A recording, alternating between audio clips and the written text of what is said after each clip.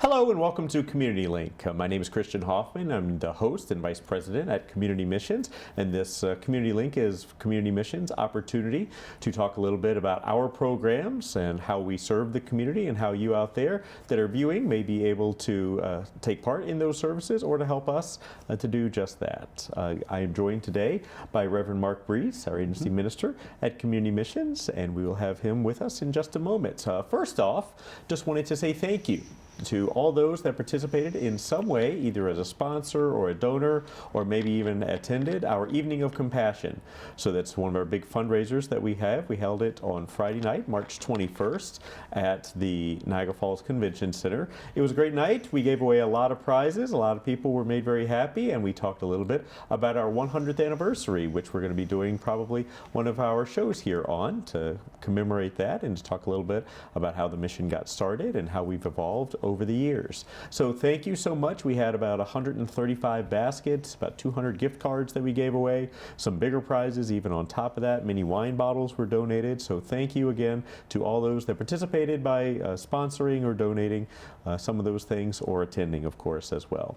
Well, along those lines, with spring starting to come forward, we are looking to do a prom dress giveaway, something that we have not done before, but our Niagara Falls Snug team is looking for prom dresses that maybe are stashed in the back of people's closets and such. We want to make sure that they go to good homes and people that need them for the upcoming prom season. So again, reach out to us online. You can go to communitymissions.org, drop us a line. My email is choffman@communitymissions.org, or of course call us at 716-285-3403 for any questions or where you can drop those off. We would sure appreciate it. And of course, during springtime as well, it gets to be Easter season coming up, and our food pantry in particular looking for hams and all the fixins as well. So if you go to the grocery store and you're feeling particularly generous, we would sure appreciate you grabbing some groceries and dropping them off at Community Missions at our main site at 1570 Buffalo Avenue in Niagara Falls. So as I mentioned before, I'm joined by Reverend Mark Breese. Hey. Thanks so much for joining us. My pleasure, as always. So you operate our faith services at Community Missions. So what all does that entail? So our faith services project at Community Missions, well, our division really, it's we provide faith and spiritual support and opportunities for faith and spiritual development across all of the different programs in the agency, and we offer that in whatever a person's religious tradition is. Mm-hmm. So it's not a requirement for anybody to participate in any kind of activities, but we make sure that they're available. The mission believes, as a Christian agency, that spiritual growth is important and it's part of a person's well-being as a whole person. So we offer this kind of support to help support the entire person, and to do that in the religious tradition of their choice, because we feel that it's important that people feel safe and welcome no matter who they are, no matter what they believe or where they come from. So that's writ large, that's what we do. We offer those opportunities for faith and spiritual development.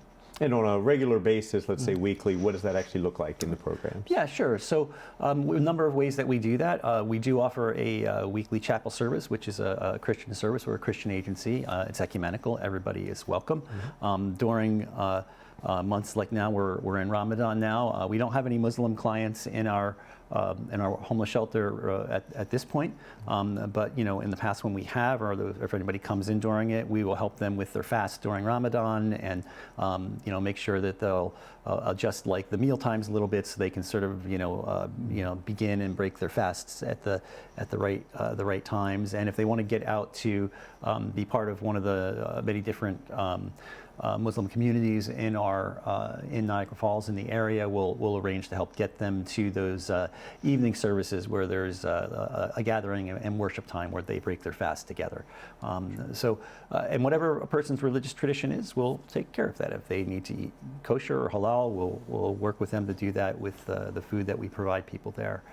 And out in our programs, in our other programs, I offer individual well, I wouldn't say not counseling, but a pastoral presence for people, regardless of their faith tradition. To people who have spiritual needs or questions or concerns, I'll meet with them.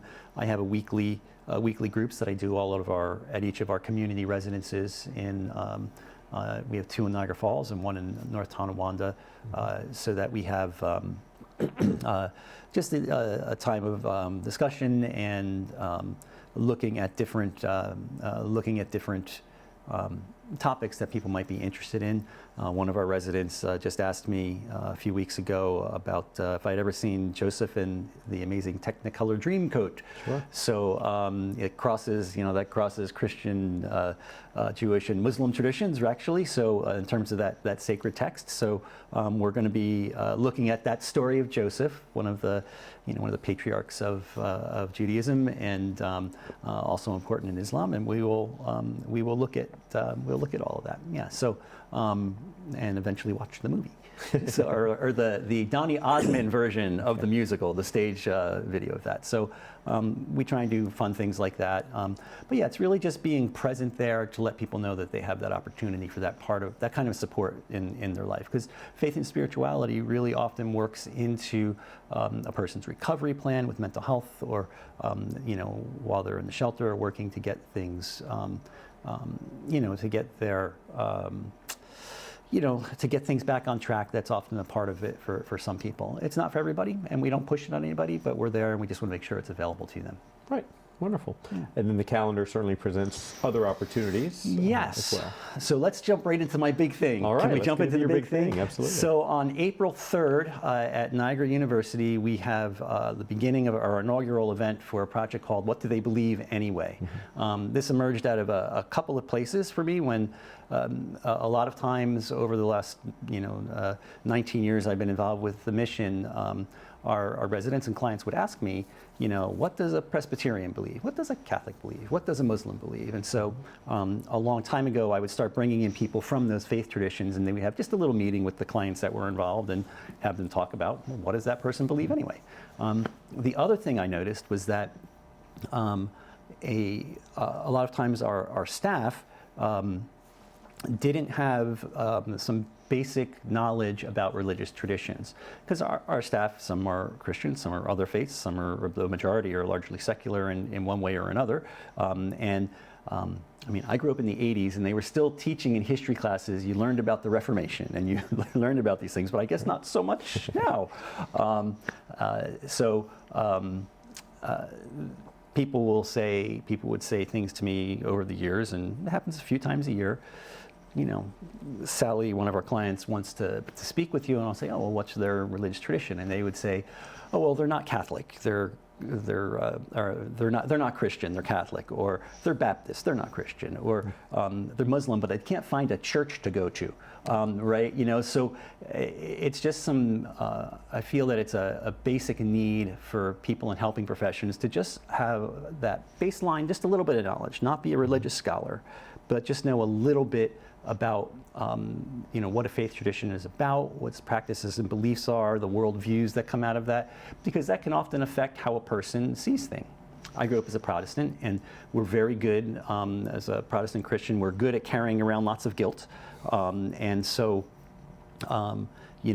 worry about how everything we do, is it mean I get to go to heaven, or am I going to hell? And so, these kind of things are baked into that cake, or how do we make decisions that have moral value or have social value? And a lot of that can be based on religion. Lots of other factors, but it's one of them, right? So it's just this little niche spot where I think that people that are in the helping professions would be able to benefit. And as I started exploring this and talking with more people about it, it just has become clear that there is a moment here to be able to provide that.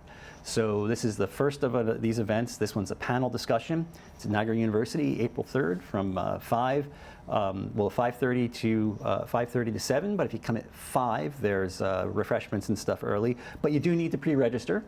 And people can be able to do that on our website, communitymissions.org /what do they believe, and we'll make sure people get that, or if they have questions, they can just call to the office and get that information. This panel discussion, we have a rabbi, we have an imam, we have somebody representing the Christian tradition, and we have a member of the Sikh community here in Niagara Falls. And it's an event that's exploring the question to start with.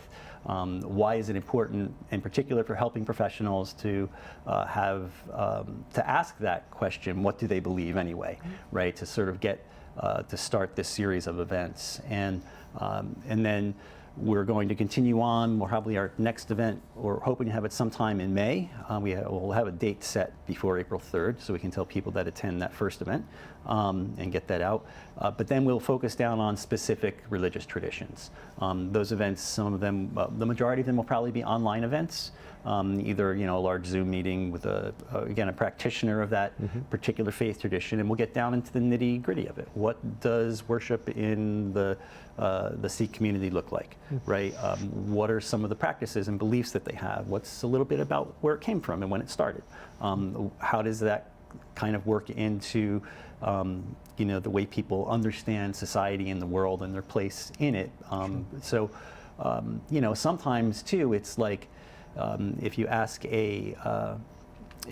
somebody who's a practitioner of a particular religion, like, what's the craziest question you get? Like, or what's the biggest misunderstanding about your faith? Right? We hope to sort of answer these kind of questions and give people a baseline for it. At the end of the day, we'll have videos of all of these sessions and printed materials available, and we'll use them in training in our agency, but anybody will be welcome to use them in the community, and anyone in the community is welcome at these events, because we all live in the community and we have this diverse set of neighbors. So I think it'd be a great opportunity to do that. I've been wanting to do this for many years, so it's finally here. Now's your opportunity. Yeah, Wonderful. So it's a big thing coming up for us on April 3rd. Great.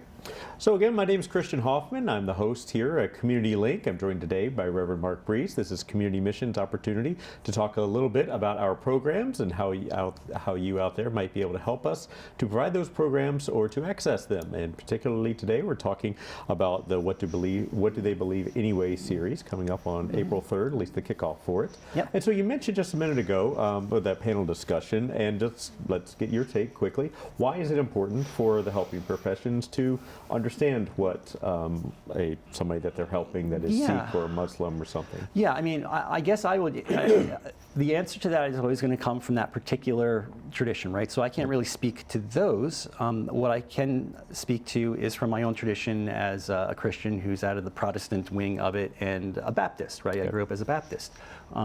When people hear that I'm a Baptist, they're like, oh, you don't drink and you don't dance and you're very strict in what you believe, which could be true about Baptists in general. But the particular sort of version of the Baptist that I went up in, the American Baptist Churches USA, is not quite so much that way. I mean, they are, but it's not like Southern Baptists, right? So that's a distinction. Like, as a Baptist means to be a lot of different things, and so that's something that if I was a helping professional and somebody said I was a Baptist and they just make an assumption that it must be, then you must be come from a very conservative Southern Baptist background, that's not the case. One thing in sort of looking into this, and I'm interested when we get to the Sikh one, is apparently it's not that afterlife focus that I as a Christian or Christians kind of have. Not so much. It's more of a holistic thing altogether. So the decisions and things you make in the moment have a different kind of impact in terms of the choices you might make. Your choices aren't based on how you will be judged in some kind